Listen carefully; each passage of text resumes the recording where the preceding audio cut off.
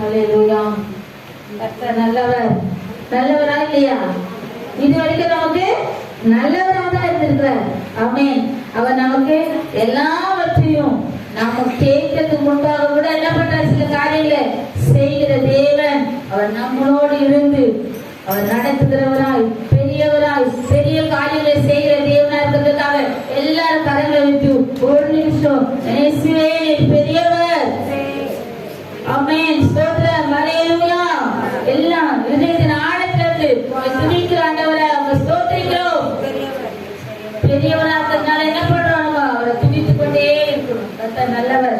இன்றைக்கும் கூட நான் ஒரு வார்த்தைக்காக கேட்டு ஜெபிக்கும் போது, இன்றைக்கு ஜெபம் ஜெபம் நம்ம எப்படிலாம் ஜெபிக்கும் போது அது எப்படிலாம் நமக்கு அற்புதங்களை செய்கிறது, எப்படிலாம் நம்ம ஜெபிக்கணும். ஒரு வசனத்தை கூட வாசிக்கலாம். ஏசாயா 30வது அதிகாரம் 19வது வசனம்.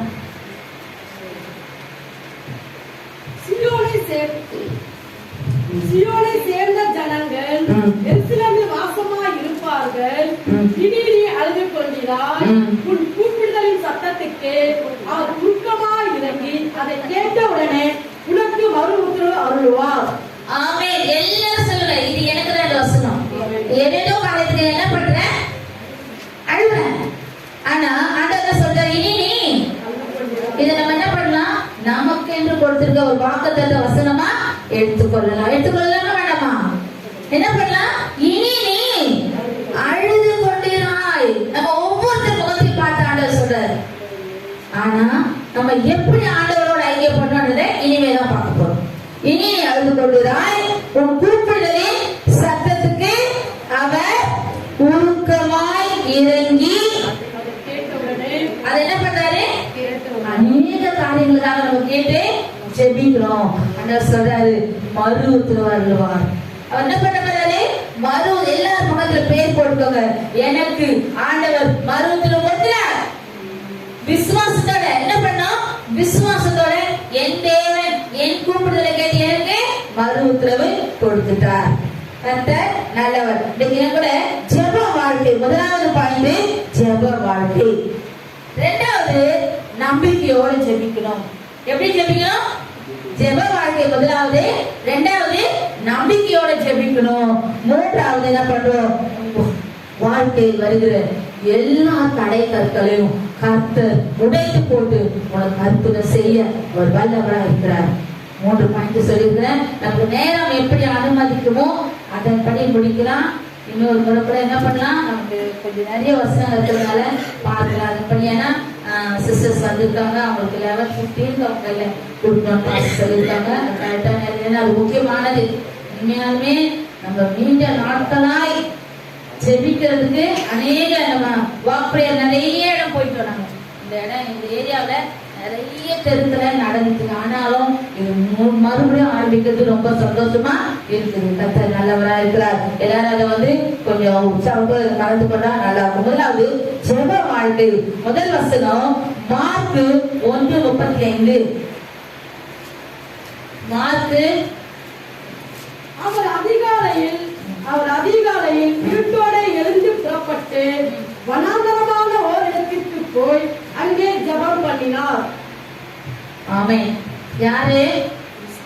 இயேசு கிறிஸ்து என்ன பண்ணாரு, அதிகாலையில் இருட்டோட பொழுது விடுத்து ஜெபிக்கிற ஜெபத்துக்கும் இருட்டோட ஜெபிக்கிற ஜெபத்துக்கும் வித்தியாசம் இருக்கு. இருக்குதா இல்லையா? இருக்குதா இல்லையா? சொல்ல மாட்டீங்களா?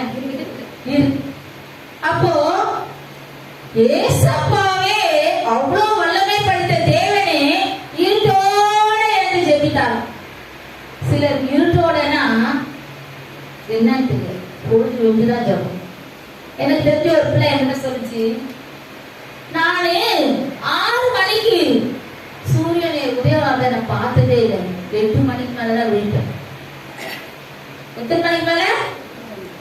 8 மணிக்கு மேல என்ன கண்ணே விழிப்போம். எல்லாம் எங்க அம்மா எல்லாம் செஞ்சு வச்சிருப்பாங்க.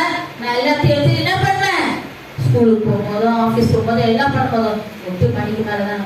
அப்படியாமா, நீ ரொம்ப கொடுத்து வச்சு போட்டுமா? எப்படி நீ என்ன பண்ற, ரொம்ப நீ கொடுத்து வச்சு.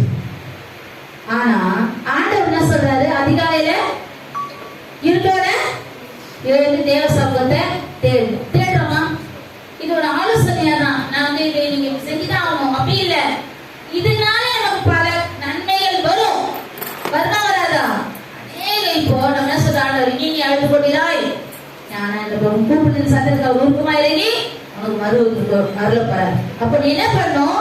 இருட்டோட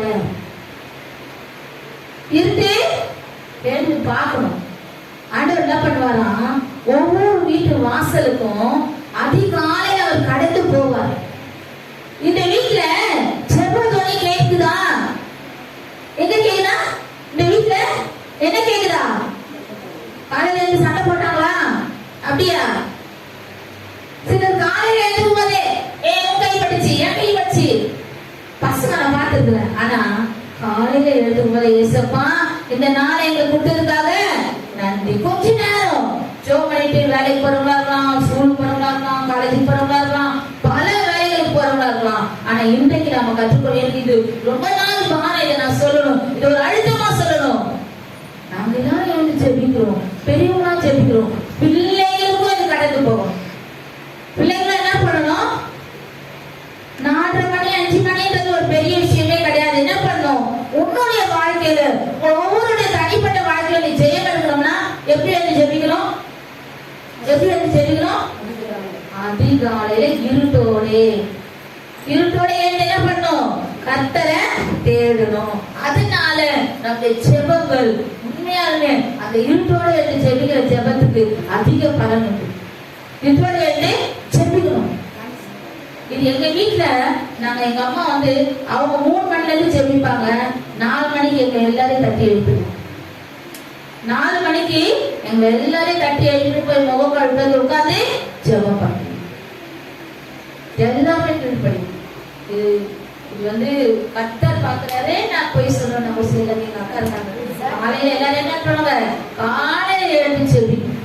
அதிகாலை ஜெபத்தை அம்மா கற்றுக் கொடுத்தாங்க. அது இன்றைக்கு வரைக்கும் நாங்க செய்து கொடுப்போம். கர்த்தர் நல்லவர். அடுத்தது லூக்கா 5வது அதிகாரம் 16வது வசனம். லூக்கா 5:16. அவரோ வனாந்தரத்தில் தனித்து போய் ஜெபம் பண்ணி கொண்டிருந்தார். தனித்து ஜெபிக்கிற ஜெபம். நம்ம கூடி ஜெபிப்போம். நிறைய பேர் என்ன பண்ணுவோம்? கூடி ஜெபிப்போம். ஒரு சாயந்தரம் வீட்டுல இருக்கிறவங்களா இருக்கட்டும், வேலைக்கு போறவங்க நமக்குள்ள ஒரு ஜெப நேரத்தை பிக்ஸ் பண்ணிடும். என்ன பண்ணும்? தனித்து ஆண்டவரோட நம்ம பேசணும். என்ன பண்ண? தனித்து, அப்பா எனக்கு இதெல்லாம் தேவையில இருக்கு ஆண்டவரே, என் ஃப்ரெண்ட்ஸ் ரட்சிக்கப்படணும், அநேகருக்காகவும் ஜெபிக்கணும், நம்மளே அநேகருக்காக ஜெபிக்கணும். அந்த தனித்து ஜெபிக்கிற ஜெபம். நான் கொஞ்ச நாள் என்ன பண்ணேன், இந்த 5 மணி பிரேயர் ஆரம்பிச்சு இல்லையா, ஆன்லைன் பிரேயர் ஆரம்பிக்கும் போது காலையில பாஸ்ட் எழுந்து காலையில இருந்து ஜோம் பண்ணி இருப்பாங்க. என்ன சொல்லுவாங்க? எழுந்து வந்தேன்னா நீ போய் படி, என்ன பண்ணு? 5 மணிக்கு எழுந்து ஜோம் பண்ணு. அப்புறம் ஒரு மாசம் ஆச்சு. எனக்கு ஒரு மனசுக்குள்ள எனக்கு என்ன ஒரு ஃப்ரீயாவே இல்லை. அப்போ நான் உடனே என்ன பண்ணேன்னா, எனக்கு காலையில தனி ஜெபம் இல்லாம ஆயிடுச்சு. நான் சொன்ன பாஸ்ட்டு, எனக்கு காலையில தனி ஜெபம் இல்லைங்க. நான் நேரத்தோட எழுந்து என்ன பண்ணோம்? தனி ஜெபம் ஜெபிச்சுட்டு அதுக்கப்புறம் நானே இருக்கு பிள்ளைங்களுக்கு போன் ஆன் பண்ணணும் அப்படின்னு சொல்லி ஜெபிக்கும் போது எனக்கு ஒரு நிறைவு கிடைத்தது. அப்போ தனி ஜெபம், தனியான ஆண்டவர்கிட்ட பேசணும். அது அவர் விரும்புவார். என்ன பண்ணோம்? தனித்து ஒவ்வொருவரும் என்ன பண்ணோம்? தனித்து ஆண்டவரோட பேசுவதற்கு நம்மள விட்டு கொடுக்கணும். அது மிட் நைட்டா இருக்கலாம், காலையில இருக்கலாம், சாயந்தரமா இருக்கலாம், எப்போ வேணா உங்களுக்கு எப்போ ஃப்ரீயா இருக்குதோ எப்போ ஆண்டவரோட பேசணும். ஜெபம்னா என்ன? நம்ம சொல்றது என்ன பண்றாரு? அவர் கேட்கிறாரு. நம்மளுடைய இறுதி அவரோட என்ன பண்ணிட்டு ஒன்றி போகிறது. அப்போ ஆண்டவர் என்ன பண்ணுவாரு? நமக்கு ஒரு வார்த்தையும் அவர் கேட்கிறார். என் பிள்ளை என்கிட்ட வந்துருக்குது, என்ன கேட்க போகுது? அவர் கூர்ந்து கவனிப்பார். இப்ப தனித்து ஜெபிக்கிறதுக்கு தனி ஜெபம் சிலருக்கு இல்லாமல் இருக்கு. நேரம் இல்லை, நேரம் இருக்காது, நேரத்தை சத்து கொடுக்க மாட்டோம். நம்ம என்ன பண்ணோம்? நேரத்தை நாம தான் உண்டாக்கணும். நேரத்தை நம்ம தான். இந்த நேரம் நான் ஆண்டவரோட பேசுறதுக்கு 2 நேரத்தை நானே ஒதுக்குறேன். நான் ஜெயம் எடுக்கணும், என் சபை மக்களுக்காக ஜெபிக்கணும், எனக்காக ஜெபிக்கணும், என் குடும்பத்துக்காக ஜெபிக்கணும் அப்படின்னு சொல்லி தனித்து ஜெபிக்கிற ஒரு ஜெபத்தை நம்ம எப்பவுமே என்ன பண்ணக்கூடாது? விடவே கூடாது. இங்க பாருங்க, ஜெபிங்க. அதே நேரத்தில் யாக்கோபு 5வது அதிகாரம் 15வது வசனம். அப்பொழுது விசுவாசம் உள்ள ஜெபம் திரியாய் அவனை எழுப்புவார். அவன் பாவம் செய்தவனானால் போதும். விசுவாசம் உள்ள ஜெபம். ஜெபிக்கும் போது என் இருதயத்துல நான் என்ன பண்ணணும்? ஒரு விசுவாசத்தை முதல்ல என்ன பண்ணணும்? சரியா கொண்டு வந்து நிறுத்திக்கணும். சத்து என்ன பண்ணுவான்? ஏதோ ஜெபிக்கணும், ஏதோ செய்யணும், ஆனா நமக்கு எதுவுமே நடக்க மாட்டேங்குது. விசுவாசத்தோட நான் கேட்கிறேன், என் இயேசு எனக்கு செய்யப்படாது, எங்க அப்பா எனக்கு செய்யப்படாது, என் தகப்பன் எனக்கு செய்யப்படாது, நிச்சயமா நான் பெற்றுக்கொள்வேன். எப்படி விசுவாசிக்கணும்? நான் கேட்கிறேன், என் அப்பா எனக்கு செய்வார் அப்படின்னு சொல்லி விசுவாசத்தோட. உங்களுக்கு விசுவாசம் அதிகமா இருந்தா சத்துரு பக்கத்துல வந்து உங்ககிட்ட என்ன பண்ண மாட்டான்? ஆலோசனை சொல்லுவாங்க. என்ன பண்ணுவான்? பயத்தின் ஆலோசனை கொடுப்பான். ஆமா எதுவுமே நடக்க போதில்லை, போ நீ போய் உட்கார்ந்து என்ன பண்ணு? ஜெபம் பண்ணு. அப்ப விசுவாசத்தோட ஜெபிக்கிறதுக்கு நம்ம என்ன பண்ணக்கூடாது? விடுக்கணும். விசுவாசம் உள்ள ஜெபம் என்ன பண்ணும்? நியாய. அப்போ கர்த்தர் நமக்கு என்ன சொல்றாரு? விசுவாசத்தோட ஜெபிக்கும்படியான ஒரு கிருபையை கொடுக்கும்படியாக நம்ம என்ன பண்ணோம்? ஜெபிக்கிறோம். என் உள்ளத்துல அதிக விசுவாசத்தை கொடுக்கணும். கர்த்தர் நம்ம என்ன பண்ணோம்? விசுவாசத்தோட ஜெபிக்கிறதுக்கு நம்ம வந்து எப்பவுமே இதெல்லாம் எனக்கு தெரியும் அப்படி இல்லை. தேவன் நம்ம கொடுக்குற ஆலோசனைகளை நம்ம எனக்கு ஆண்டவர், இது எனக்கு நான் என்ன பண்ணோம்? இன்னும் அதிகமா விசுவாசத்தோட ஜெபிக்கணும். இன்னொரு வசனத்தை கூட படிக்கலாம். லூக்கா 22வது அதிகாரம் 40ல இருந்து 44.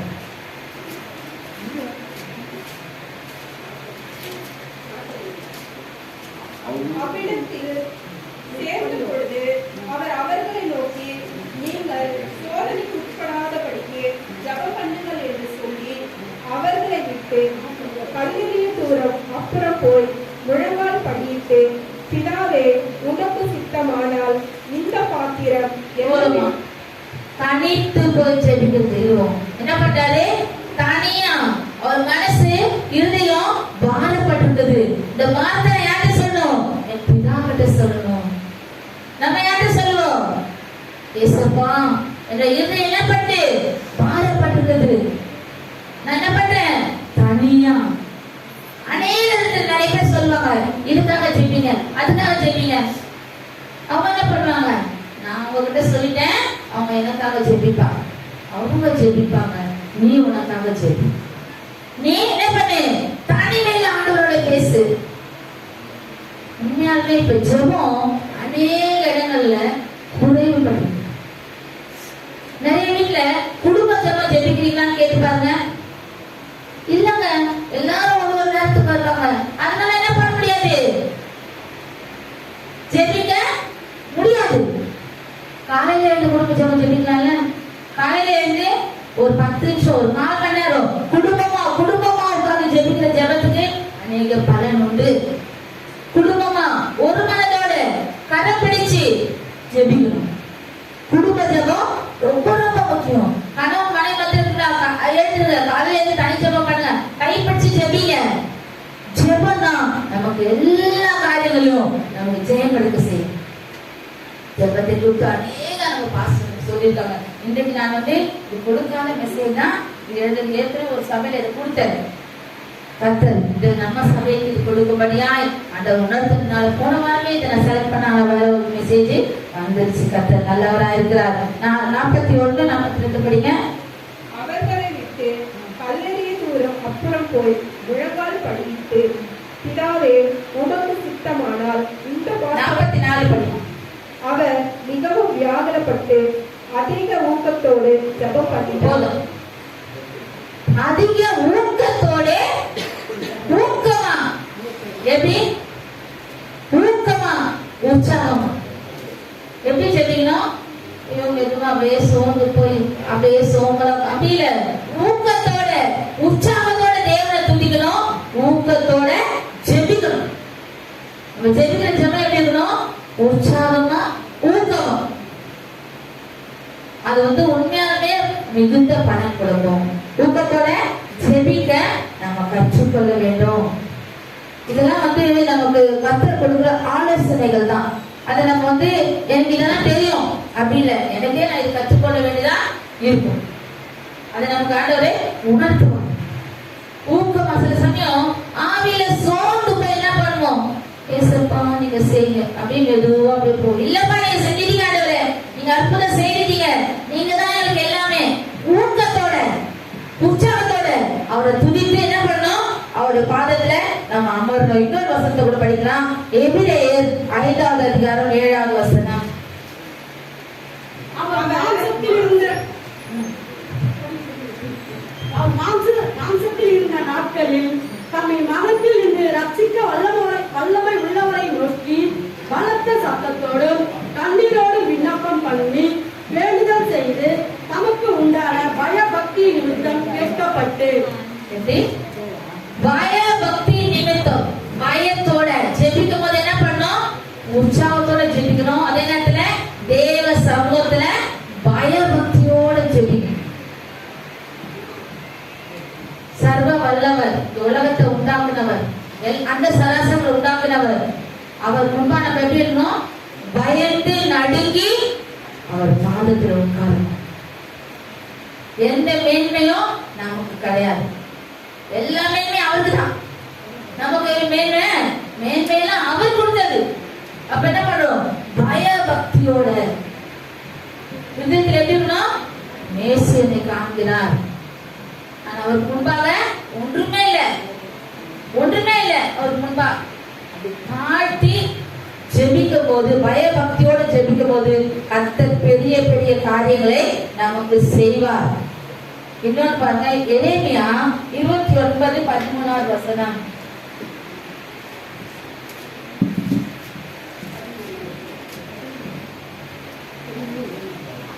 உங்கள் முழு இதயத்தோடு என்னை தேடினீர்கள் ஆனால் என்னை தேடுகையில் கண்டுபிடிப்பீர்கள். எப்படி முழு, அப்போ நம்ம முழு இதயத்தோட தேடுறதில்லை. எப்படி பண்றோம், பாதி இருதயம் ஜெபத்திலையும் பாதி இருதயம் எப்படி இருந்து வேற எங்கேயோ. முழு இருதயத்தோட முழு ஆத்மாவோட அவர் என்ன பண்ணோம், முழு மனதோட முழு இதயத்தோட அவரை தேடும் போது தேடுதல் என்ன பண்ணுவாங்க, கண்டுபிடிச்சு ஆண்டவர் நம்ம கண்டுபிடிச்சு என்ன பண்ணுவோம், நிச்சயமா எனக்கு ஆண்டவர் பதில் கொடுத்துருவாரு. ஏன் நான் என்ன எப்படி ஜெபிச்சிருக்கிறேன், முழு இதயத்தோட என்னை தேடுவீங்களா, என்ன என்ன பண்ணுவீங்க, கண்டுபிடிப்பீங்க. அப்போ முழு இதயம் நமக்கு தேவை. ஆண்டவர் சமூகத்துல முழு இதயம், பாதி இதயத்தோட அல்ல, முழு இதயத்தோட தேவனை தேட வேண்டும்.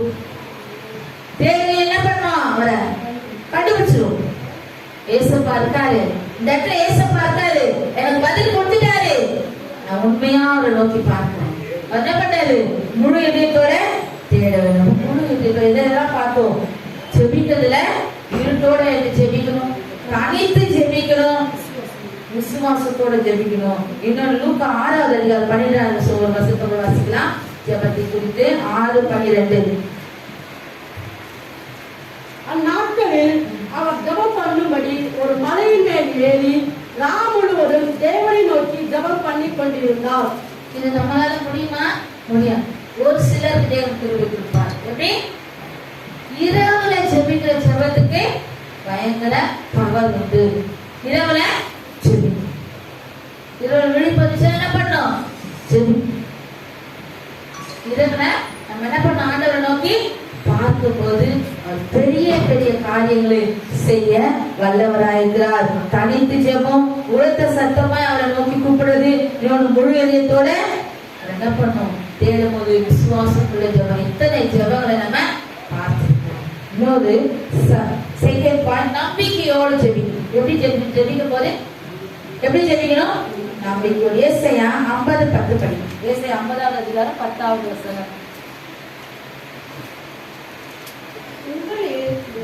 எவன் கர்த்தருக்கு பயந்து அவருடைய தாசனின் சொல்லை கேட்டு தனக்கு வெளிச்சம் இல்லாததினால் இருட்டிலே நடக்கிறவனோ அவன் கர்த்தருடைய நாமத்தை நம்பி தன் தேவனை சார்ந்து கொள்ள கடவான். சார்ந்து கொள்ள கடவன். யாரை நம்பி, இருட்டுல இருக்கிறோம், எனக்கு ஒண்ணுமே தெரியல, ஆனா நான் யாரை சார்ந்து கொள்ளுகிறேன், கர்த்தரை சார்ந்து கொள்ளுகிறேன். அதனால என்ன நடக்கும், நன்மையே நடக்கும். எப்படி கர்த்தருடைய நாமத்தை நம்பி தன் தேவனை சார்ந்து கொண்டா, அவரை சார்ந்து கொண்டனா நிச்சயமா எனக்கு என்ன உண்டு? பதில் உண்டு. பதில் வார்த்தையே இல்ல. இதுல பாருங்க சங்கீதம் 62வது அதிகாரம் 5வது வசனம், ரொம்ப அருமையான அந்த வசனம். நான் எழுதி வைக்கல, ஆனா இது ஞாபகத்துக்கு வந்து தேவனையே நோக்கி அமர்ந்திரு, நான் நம்புகிறது அவராலே வரும். என் ஆத்துமாவே யாரை நோக்கி அமர்ந்திரு? தேவனையே நோக்கி அமர்ந்திரு. நான் நம்புறது யாரால வரும்?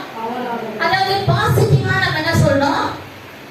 எனக்கு என்ன நடக்காங்க, சர்ச்சைக்கு தான் போயிட்டு வந்தேன், எனக்கு எல்லாம் நடக்கலங்க, பேருக்கெல்லாம் போய் போனாங்க.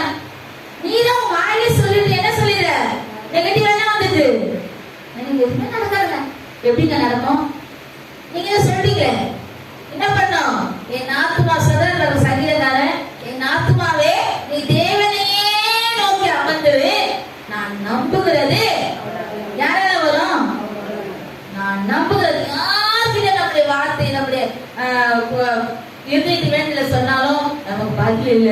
நம்ம தேவனுக்கு சொன்னோம்னா நான் நம்புகிறது, நான் நம்புகிற காரியம், நான் கேட்கிற காரியம் அவராலதான் வரும். நான் நம்புறது, நான் கேட்கிறது, நான் எதெல்லாம் அவருக்கு வேண்டிக் கொள்ளணும் அதெல்லாம் அவர் செய்ய வல்லவரா இருக்கிறாரு. இருதயத்துல அதான் முதல் படிச்சோம், விசுவாசம் உள்ள ஜெபம். அப்படி ஆத்துமா அவரோட ஒன்றி போகணும். ஜெபிக்கும் போது ஆத்துமா எப்படி ஒன்றி போகணும்? தேவனோடு. ஏசப்பா நீங்க செய்வீங்க, செய்வீங்க. நான் சாட்சி சொல்றேன். நாங்க அப்படிதான் கொஞ்ச நாளா ஜெபிக்க ஆரம்பிச்சுக்கிறோம். ஜெபம் தெரிஞ்சுக்கிறோம், நீங்க செஞ்சுட்டீங்க, நாங்க சாட்சி சொல்றோம். உண்மையாவா? காலையில 5 மணி ஜெபத்துல நமக்கு தெரியும். ஏசப்பா செஞ்சுட்டாரு, நம்ம என்ன பண்ண போறோம்? சாட்சி சொல்ல போறோம். அந்த இருதயத்துல நாம வச்சிருந்த அந்த நம்பிக்கையை கத்தர் பார்க்கிறோம். அதுதான் அவரையே நோக்கி அமர்ந்திருக்கு. அநேக காரியங்களுக்காக ஜெபிப்போம், ஆனா இருதயத்துல என்ன இருக்காது? என்ன இருக்காது? விசுவாசம் குறைபட்டுவிடும். அப்ப விசுவாசம் குறைபட்டு என்ன ஆகும்? அவர் நம்ம முகத்தை மாத்திரம் பார்க்கிற தேவன் அல்ல. முகத்தை பார்த்து நிறைய பேர் சொல்றாங்க, அவங்களுக்கு என்னப்பா போல நல்லாதாங்க, ஆனா அவங்க இருதயத்துல அவ்வளவு இருக்கும். இருதயம் எப்படி இருக்கும்? நொறுக்கப்பட்டு உடைக்கப்பட்டு அந்த தேவன் மாத்திரம் தான் பார்க்கணும். அப்போ நம்ம எப்படி இருக்கணும்? இருதயத்தை பார்க்கிற தேவன் எனக்கு செய்து முடித்து விட்டார். ஆமென். ஆமென் சொல்லுவேன். ஆமென் சொல்லுவேன். ஆமென். நான் ஜெபிக்கிற ஜெபமெல்லாம் அவர் பதில் கொடுத்து விட்டார். ஆமென். அநேக காரியங்களை பாசிட்டிவா ஆமென் சொல்லி கிடைச்சிட்டு இருக்கு. நிறைய காரியங்களை அழுது புலம்புவோம், நடக்காத. எங்க பார்த்தாரு அவரு? முகத்துல எவ்வளவு கண்ணீர் வச்சாலும் இருதயத்துல உனக்கு இருக்கிற விசுவாசத்தை தான் அவர் பார்க்கணும்.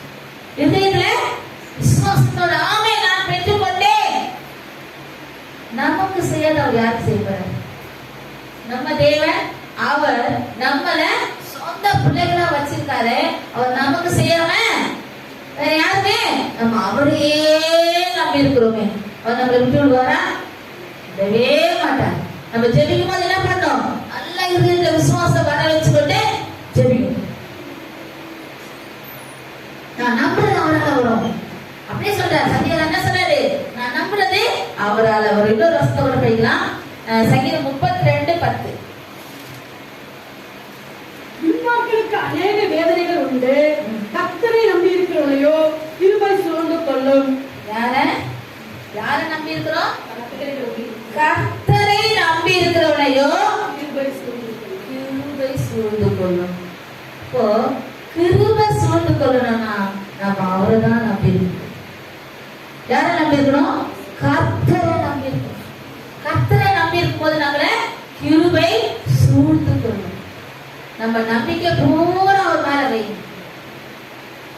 நம்பிக்கை பூரா கரெக்டா 11th hour என்ன பண்ணுவார்? நமக்கு அற்புதம் செய்யும். இப்ப வரைக்கும் நடக்கல, என்னாச்சு? ஐயோ இன்னும் ஒரு மணி நேரத்துல எனக்கு என்ன வேணும்? 1 லட்சம் ரூபாய் பணம் வேணும். எப்படி கிடைக்கும்? எப்படி கிடைக்கும்? எப்படியாவது கிடைக்கும். ஒருத்தவங்க வீட்டுல 8 பேரோ 9 பேரோ இருக்காங்க. காலையில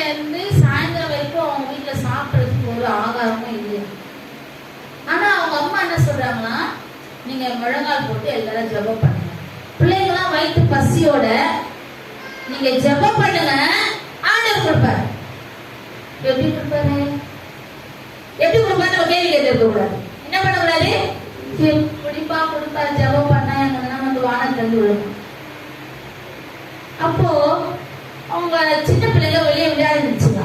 வெளியில விளையாடி இருக்கும் போது ஒரு காக்கா வந்து அப்படியே மயங்கி வந்து அவங்க வீட்டு வாசல்ல விழுந்துச்சான். எங்க மயங்கி விழுந்துச்சு. அப்ப அந்த பிள்ளைகளை அம்மா அம்மா காக்கா வந்து விழுந்துச்சு. காக்கா விழுந்துச்சு. காக்காவோட தொண்டை இவ்வளவு பெருசா வீங்கி இருக்கான். எப்படி இருக்கு? இவ்வளவு பெருசா வீங்கி இருக்கான். அதுல இருந்து ஜெபம் பண்ணிடலாங்க. ஏசப்பா எங்களுக்கு ஆகாரம் கொடுங்க, பசிக்குது ஆண்டவரே, எங்க அம்மா அப்பா கிட்ட எதுவுமே இல்ல, நீங்க என்ன செய்ய போறீங்க, எங்களுக்கு எப்படியாவது அற்புதம் செய்யுங்க. அது ஒரு ஊழியர் சொன்னதான் நான் சொல்றேன். அதை பார்த்து இவங்க என்ன பண்ணாங்கன்னா, என்னதான் இருக்கும் அப்படின்னு சொல்லிட்டு அந்த காக்காவை எடுத்தாங்க, வாயை தள்ளுனா அதுக்குள்ள ஒரு கோல்டு செயின் இருக்கும். எப்படி இருக்கா?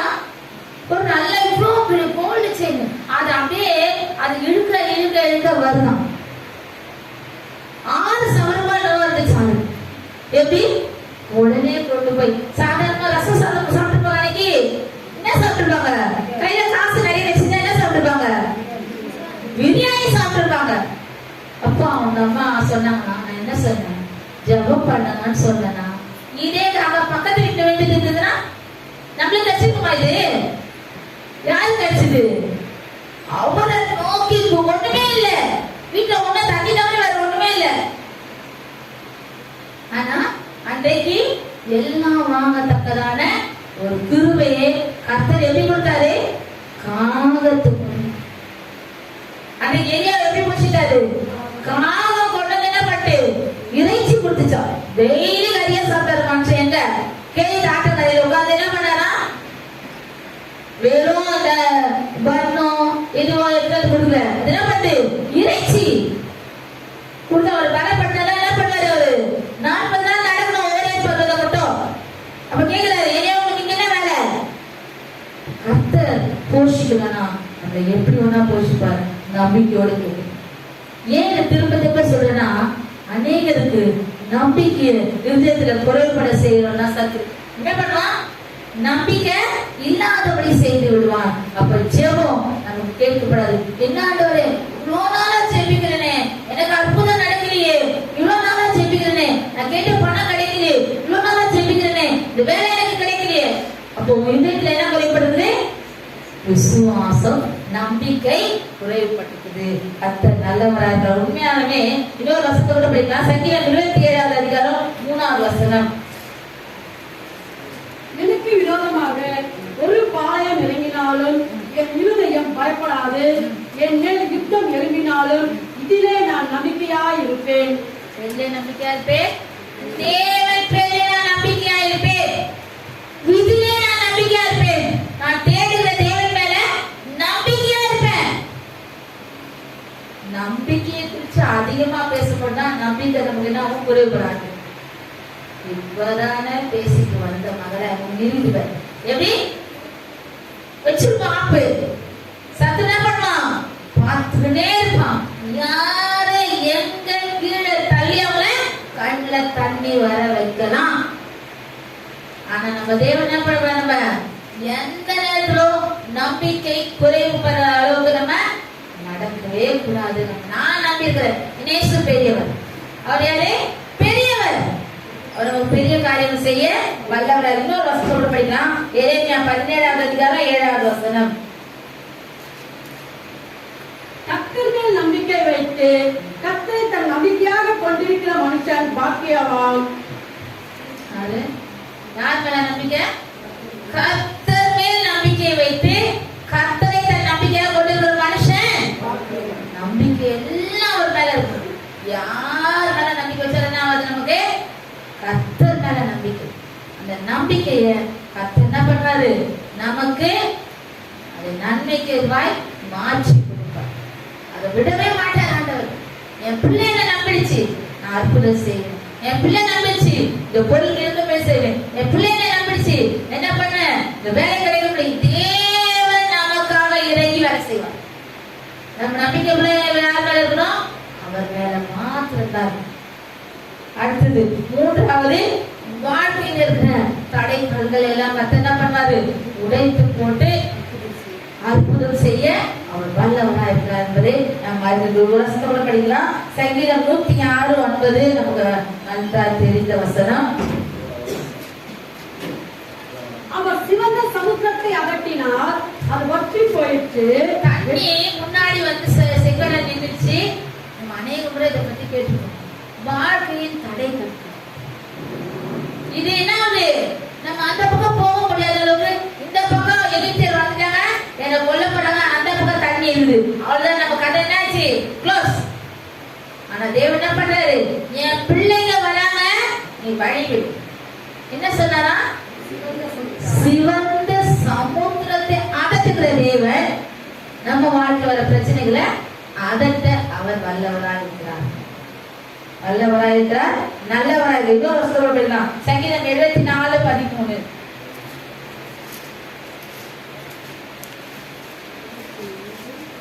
தேவரீர் உமது வல்லமையினால் சமுத்திரத்தை இரண்டாக பிளந்து ஜலத்தில் உள்ள வலு சர்ப்பங்களின் தலையை உடைத்தீர். என்ன பண்றாரு? அங்க நடந்து போகும்போது அவங்களுக்கு என்ன பண்ணக்கூடாது? எதுவுமே அவங்க காலை பிடிக்க கூடாது. அது என்ன பண்ணாரு? தலையில எவ்வளவு பெரிய காரியமா இருந்தாலும் நம்ம அவரை நம்பி அவரோட ஒரு ஜெபம் எப்பவுமே நம்ம என்ன பண்ணோம்? இந்த ஜெப காரியங்கள்ல அதிக முக்கியத்துவம் கொடுக்கணும். நான் தான் சொல்றேன், எப்பவுமே வெள்ளிக்கிழமை வீட்டுல இருக்கீங்களா, ஜெபத்துக்கு வாங்க. முடிந்தாலும் வந்து என்ன பண்ணுங்க? கலந்துக்கணும். நீங்க வந்தா வரலன்னா நாங்க எல்லாருக்காகவும் தெரியும், எல்லாருக்காகவும் எல்லா குடும்பங்களுக்காகவும் ஜெபிக்கிறோம். அப்போ நம்ம என்ன பண்ணோம்? ஜெபத்துக்கு முக்கியத்துவம், தேவனை நோக்கி பார்க்கிறதுக்கு முக்கியத்துவம். சில நாள் வர முடிஞ்சாலும் வர விடாது. நம்ம தான் என்ன பண்ணோம்? முதல்ல முன்னாடி காலை எடுத்து வச்சு நடந்து வந்தாதான் கர்த்தர் நம்ம கொண்டு வரும். சோர்வு வரும், பலவீனம் வரும், போராட்டம் வரும், போக முடியாத சூழ்நிலைகள் வரும். கொஞ்ச நேரம், அரை மணி நேரம் இல்ல 1 மணி நேரம் நம்மளால முடிஞ்சவங்க என்ன பண்ணலாம்? வந்து ஜெபிக்கும் போது நம்ம வாழ்க்கையில் தடைகள் இருக்கிற அநேகம், ஒவ்வொரு குடும்பத்திலும் அநேகமான தடைகளை சத்து உண்டாக்கலாம். அதை நம்ம என்ன பண்ணோம்? ஜெபித்து அவரை நோக்கி பார்த்துதான் நம்ம என்ன பண்ணோம்? அதெல்லாம் ஜெயப்படுத்தி கர்த்தர் நல்லவர். இன்னும் நிறைய வசனங்கள் இருக்குது, ஆனா எல்லாத்தையுமே படிக்கிற டைம் இல்லை. ஒரே ஒரு வசனத்தை மாத்திரம் படிச்சுட்டாங்க. நாகும் 1வது அதிகாரம் 4வது வசனம். நாகும் 1:4. அவர் சமுத்திரத்தை அகற்றி அதை வற்றி போக பண்ணி சகல ஆறுகளையும் வறட்சி ஆக்குகிறார். எல்லா காரியங்களையும் செயல்படுத்த செய்கிறவர் நம்ம தேவன். அதனால நம்ம என்ன பண்ணோம்? அவரை எப்படியெல்லாம் ஜெபிக்கணும்ன்றத பார்த்தோம். இன்னொன்னு நம்பிக்கையோட ஜெபிக்கணும். அவர் நம்ம எல்லா காரியங்களையும் ஜெயமாய் மாற்ற வல்லவராக இருக்கிறார். கர்த்தர் வல்லவர். சிஸ்டர்ஸ் வந்து